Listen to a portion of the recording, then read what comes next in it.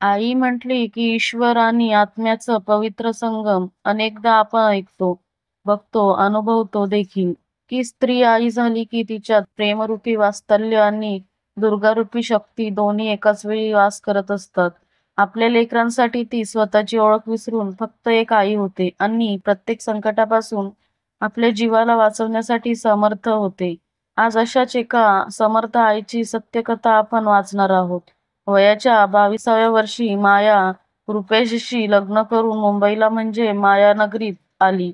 लिहिता वाचण्यापुरतं शिक्षण झाल्यावर वडिलांनी तिचं लग्न लावून दिलं. रुपेश सारख्या एका अनोळखी व्यक्तीशी आयुष्यभराची गाठ बांधून माया मुंबईला आली. पुढे काय वाढून ठेवलंय हे तिच्या निष्पाप मनाला काय माहित.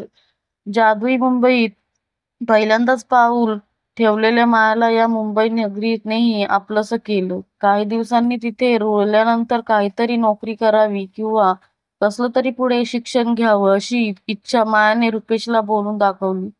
पण मी कमावतोय त्यात आपलं चांगलं चाललंय, भागतंय, त्यामुळे तू नोकरी करायची गरज नाही असं सांगून रुपेशने मायाच्या नोकरीला नकारच दर्शवला. आणि आता शिकून काय करायचंय, मूलबाळ होतील त्यांना सांभाळायचं असं बोलून तिच्या शिकण्याच्या इच्छेलाही पूर्वविराम दिला. नवरा म्हणतोय तेही बरोबर आहे असं मानून माया संसारात रमली. एकटीला मायाला कधीही बाहेर न जाऊ देणारा नवरा, कोणाशी बोलू न देणारा नवरा, सुरुवातीला आपल्यावर असणाऱ्या प्रेमापोटी असा वागतोय असे वाटायचे. पण काही दिवसातच त्याचा स्वभाव संशयी वृत्तीचा आणि पुरुषी अहंकार गाजवणारा आहे हे कळलं. त्याच्या या वागण्याला कधी विरोध केलास तर तो मायावर हात उचलायलाही कमी करायचा नाही. कित्येकदा तिला वाटायचं जावं सोडून त्याला, पण त्याच्यावर असलेल्या निस्सीम प्रेमापोटी तिने घराबाहेर कधीच पाऊल ठेवलं नाही. याच याच प्रेमाने आज ना तो उद्या नक्की बदलेल असा विश्वास होता तिच्या. अशीच लग्नाची 2-3 वर्ष निघून गेली तरीही माया गोड बातमी देत नव्हती, म्हणून रुपेशच्या घरून तिच्यावर दबाव वाढत राहिला. रुपेशही घरच्यांचं ऐकून मायाशी भांडू लागला. आई होण्यास ती समर्थ नाही अशी दूषणे देऊ लागला. घरात तर तिच्यावर वांजोटे पण लादलंच गेलं. पण हळूहळू समजलं. मायाला वांज म्हणा लागला. आई होण्यासाठी माया उपास-तापास नवस कोणी काय सांगेल ते श्रद्धा, अंधश्रद्धा उपाय करू लागली. रुपेश आणि तिच्यातील नातं आता फक्त मूल जन्माला घालायचं या उद्देशापुरतंच उरलं होतं. मायाने मनापासून केलेली विनवणी एक दिवस देवाने ऐकली आणि घरात नवीन पाहुणा येण्याचं कळताच सगळ्यांना मायाप्रती अचानक प्रेम उफाळलं. रुपेशही तिला कुठे ठेवू कुठे नको इतकं प्रेम करू लागला. 9 महिने पोटात जीवापाड जपलेला जीव जगात आला. मुलगा झाला म्हणून रुपेश जरा जास्तच खुश झाला. मुलाचं संगोपन करण्यात माया पूर्ण गुंग झाली होती. रुपेशही तसा थोडा बरा वागत होता. त्यामुळे मुलाच्या येण्याने हरवलेला आनंद परत आला असं मायाला वाटलं होतं. म्हणून तिने मुलाचं नावही आनंद ठेवलं. आनंदासोबत तिचं आयुष्य आईपणाच्या नव्या वळणावर पाऊल ठेवत होतं, जे तिला सर्वाधिक सुखावत होतं. आनंदची चालण्यापासून पळण्यापर्यंतची दुडूदुडू पावलं बघून मायाच्या चेहऱ्यावर हसू फुलत होतं. पण नियतीच्या कदाचित तिचं हसू हसणं मान्य नसावं. आनंद जसजसा वयात येऊ लागला तशी त्याला वेगळीच चाहूल लागत होती. शाळेत असताना मुलांसोबत खेळण्याऐवजी मुलींसोबत खेळणे, गप्पा मारणे त्याला आवडू लागले. घरी असल्यावर आईची साडी नेसणे, मेकअप करणे, स्वतःला आरशात निरखून पाहणे असे प्रकार त्याचे चालायचे. मायाने खूपदा त्याला रागावलं, दटावलं की तू मुलगा आहेस, मुलीसारखं वागू नकोस. आनंद मात्र तो नक्की मुलगा की मुलगी याच प्रश्नासोबत झटकत होता. जो तो आहे ते त्याला नको होतं आणि मनातून त्याला जे हवं होतं तसं समजत त्याला स्वीकारू शकत नव्हतं. अस्तित्वाशीच त्याची लढाई चालू असताना एक दिवस अचानक त्याला रक्तस्राव सुरू झाला. आधीच शरीराचं आणि मनाचं द्वंद्व चालू असताना या विपरीत अनपेक्षित परिस्थितीचा सामना कसा करावा हे आनंदलाही कळत नाही. काहीच घाबरून बैचेन होऊन मायाला त्याने घडलेली घटना सांगितली. मायाच्या तर पायाखालची जमीन सरकली. आनंद शरीराने पुरुष होता पण मन मात्र स्त्रीचं होतं हे आनंदने मायासमोर कबूल केलं. पण आता शरीराने सुद्धा त्याला स्त्रीची ओळख घ्यायला सुरू केलेलं. पुरुषाला मासिक पाळी येणारा आनंद हा पहिला मुलगा नव्हता, पण माया रुपेशच्या घरातील तो पहिला मुलगा जगावेगळा होता. डॉक्टरांची भेट घेऊन त्यांना सगळी परिस्थिती सांगून आनंद हा पुरुष नसून तृतीयलिंगी समूहातील आहे हे स्पष्टपणे कळलं. घडलेला सगळा प्रकार रुपेशपर्यंत पोहोचतो. आई वडील आपले आहेत ते नक्की समजून घेतील अशी वेडी आशा आनंदला असते, पण ती खोटी ठरते. सामान्य जगात आणि माझ्या घरात राहण्यासाठी तू लायकीचा नाहीस असं म्हणत रुपेश स्वतःच अंश असलेल्या मुलाला काडी मात्रही विचार न करता त्याला एक तृतीयपंथी समूहात विकून येतो. मायाचा जीव मुलासाठी तुटत असतो. आईचं काळीन शेवटी रात्रंदिवस फक्त आनंदच्या नावाचा जप करत राहते. आनंदला शोधायला ती घराबाहेर पडू नये म्हणून रुपेश कामावर जाताना तिला घरात कोंडून जात असे. 4 दिवस अन्न पाणी सोडून मायाने देवपाण्यात ठेवले होते. तिचे ममतेपुढे अखेरीस देवालाही हार मानावी लागली. एक दिवस खिडकीतून शेजारच्या मुलाला बाहेरून दरवाजा तोडायला सांगून ती स्वतःची सुटका करून घेते आणि अनवाणीच आनंदला शोधायला बाहेर पडते. फोनवर रुपेश आनंदबद्दल कोणाकडे तरी त्याची चौकशी करताना तिने गुपचूप ऐकलं होतं. त्यावरून तो कुठे असावा याचा अंदाज तिला आला होता. ती तडक त्या वस्तीत जाते. आजूबाजूला टाळ्या वाजवत उभे असणारे स्त्री वेशातील पुरुष बघून ती आधी घाबरते. आजपर्यंत या लोकांबद्दल जे ऐकलं होतं ते भयानक आणि भीतीदायक होतं, त्यामुळे त्याची भीती वाटणं साहजिकच होतं. तरीही मोठ्या हिमतीने माझा आनंद कुठे आहे ओरडत ती वस्तीत फिरत असते. मायाचा आवाज ऐकून आनंद एका खोलीतून पळत आई ओरडत बाहेर येतो आणि मायाला घट्ट मिठी मारतो. दोघे मायलेक आसवानीच फक्त बोलत होते. दोघांची ती स्थिती पाहून तिचे असणारे सगळ्याचेच डोळे पाणावले. आनंदची आई हात जोडून पाया पडून त्यांच्या सुटकेसाठी विनवणी करते. त्या समाजातील गुरुमाईला खूप समजवण्याचा प्रयत्न करतात की तुमच्या सामान्य समाजात आनंदला काही स्थान नाही. त्याला फक्त अवहेलना सहन करावी लागेल. तो जर इथे राहिला तर तो इतरांपेक्षा वेगळा आहे असं वाटणार नाही आणि सुरक्षितही राहील. आम्ही त्याची योग्य काळजी घेऊ. पण माया शेवटी एक आई होती. किती काही झालं तरी आनंद माझा जीव आहे. त्याच्यापासून मी दूर नाही राहू शकत. त्याची जी ओळख आहे ती ओळख स्वीकारून मी त्याला चांगलं जीवन जगण्यास प्रवृत्त करेन, पण माझ्यापासून दूर करणार नाही.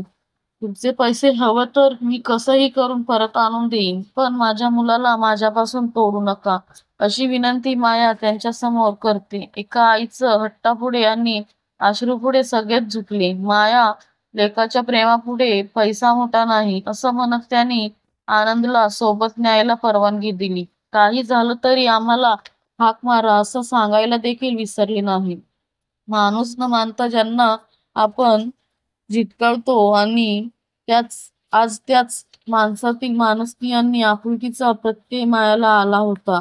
आनंदला परत मिळवून तिने एक लढाई तर जिंकली होती, पण खरी लढाई आता सुरू झाली होती. माया रुकेशकडे न जाता आनंदला घेऊन सरळ माहेरी जाते. माहेरीही आनंदचं सत्य कळल्यावर तेही आनंदला स्वीकारण्यास असमर्थता दाखवतात. माया तिथूनही आनंदला घेऊन बाहेर पडते. परत मुंबईला येऊन राहायला घर आणि काम शोधण्यासाठी वणवण फिरण्याचा प्रवास तिचा सुरू होतो. मुंबईतल्याच एका नातेवाईकांनी रुपेशला माहीत न होता तिला भाड्याने एक रूम बघून दिली आणि एके ठिकाणी कपडे भांडीचं कामही मिळवून दिलं. इथून मायाच्या मातृत्वाचा आणि आनंदच्या अस्तित्वाचा खरा खडतर प्रवास सुरू होतो. रुपेशने इकडे माया आणि आनंदला शोधण्यास सुरुवात केली होती.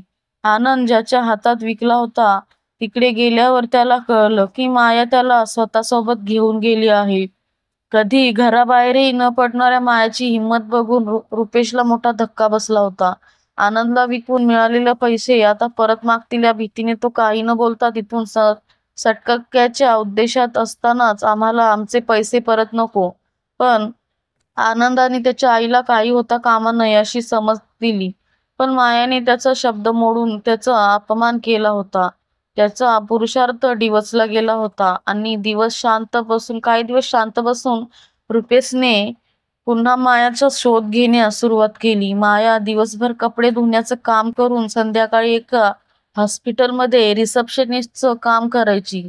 आनंदला खूप शिकवून मोठं करायचं तिचं स्वप्न पूर्ण करण्यासाठी ती दिवसरात्र मेहनत करत होती.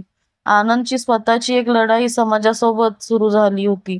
एकच दिलासा होता की ज्या आईने जन्म दिला त्या आईने त्याला तो तसा जसा आहे तसा त्याला स्वीकारून त्याच्या भवितव्य यशस्वी करण्यासाठी त्याच्यासोबत होती. परिस्थितीचा सामना करत कसंबसं शालेय शिक्षण पूर्ण करून त्याने कॉलेजमध्ये प्रवेश मिळवला.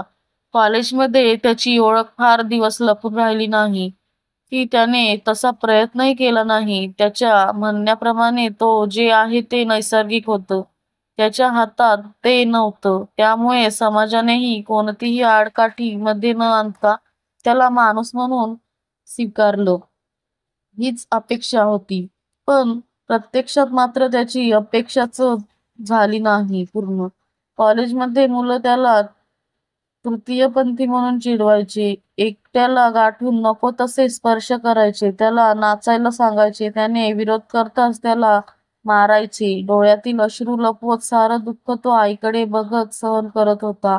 मनातल्या मनात घुसमटून जात होता. यातूनच त्याने एक दिवस स्वतःच काहीतरी बरं वाईट करण्याचा प्रयत्न केला. पण माया वेळेत पोहोचल्यामुळे त्याच्या जीवाला काही झाले नाही. त्या दिवशी मायाने पहिल्यांदा आनंदच्या कानाखाली लावली. डोळ्यात अश्रू आणि मनात भयंकर राग घेऊन ती बोलत होती. तू तुझीच ओळख स्वाभिमानाने घेऊ जगू शकत नाहीस तर लोक कसे स्वीकारतील तुला? आणि त्याच्या स्वीकारण्यात न स्वीकारण्यावर तुझं जगणं अवलंबून आहे का? मी माझा नवरा, माझे आई वडील सगळे सोडून फक्त तुझ्यासाठी तुझ्यासोबत आहे. त्या कपड्यानिशी घराबाहेर पडले ते तुझी हार बघायला नाही. लोकांच्या छळणाऱ्या नजरा आणि कुस्तुल्य हास्य रोज सहन करते ते फक्त तुझ्यासाठी. स्वतःचा जीव धोक्यात घालून तुला परत माझ्या जवळ आणून एक सुरक्षित छत दिलं ते फक्त तुझ्यासाठी. स्वतःला संपवताना हा जीव तुझा नाही तर माझा आहे हे विसरू नकोस. एक जिद्द मनात ठेव की तू जिंकणारच. मग कुणीसोबत असो नसो हा रस्ता काट्यांचा आहे. यावरून चालूनच तुला एक दिवस फुलांचा हारही गळ्यात भेटेल हे लक्षात ठेव. इथून पुढे हे मिळालेले जीवन संपवण्याचा विचार करायचा नाही. त्या दिवशी आनंदने आता न हारता फक्त जिंकेनच असे वचन मायाला दिले आणि त्याची जी कुजबुज होती मनात त्याला धीराने तोंड देत तो पुढे चालत राहिला. माया प्रामाणिकपणे निष्ठेने असते. सगळी संकट दूर झाली असं वाटत असतानाच एक दिवस रुपेश त्या दोघांसमोर उभा ठाकतो. मायाचे हातपाय थरथरू लागतात. तरीही ती हिंमत एकवटून त्याला उत्तर देते. रुपेश तिचं काही न ऐकता तिला मारझोड सुरू करतो. आईला वाचवायला आनंदमध्ये पडताच त्याचाच गळा आवळून त्याचा जीव घेण्याचा प्रयत्न रुपेश करताच माया घरातील धारदार चाकूने त्याच्या हातावर वार करते. पत्नी म्हणून तिने त्याचे अत्याचार सहन केले, पण मुलाचा जीव वाचवण्यासाठी ती झाशीची राणी झाली. पुन्हा इकडे फिरकलास तर तुझाच जीव घेईन हे बोलण्याची हिंमत एका आईत आली. रक्ताने भिजलेला हात रुपेश तिच्या घरातून बाहेर पडला. तो कायमचाच आनंद आणि माया दोघेही घडल्या घटनेतून सावरत दर दिवशी समोर येणाऱ्या नव्या आव्हानांचा सामना करत आजूबाजूंचे टोमणे ऐकत पण हसत जगत होते. मायालाही आता चांगला पगार मिळत होता. आनंदला शिक्षण घेण्यात खूप अडचणी येत होत्या. खूप अवहेलना अपमान सहन करावा लागत होता.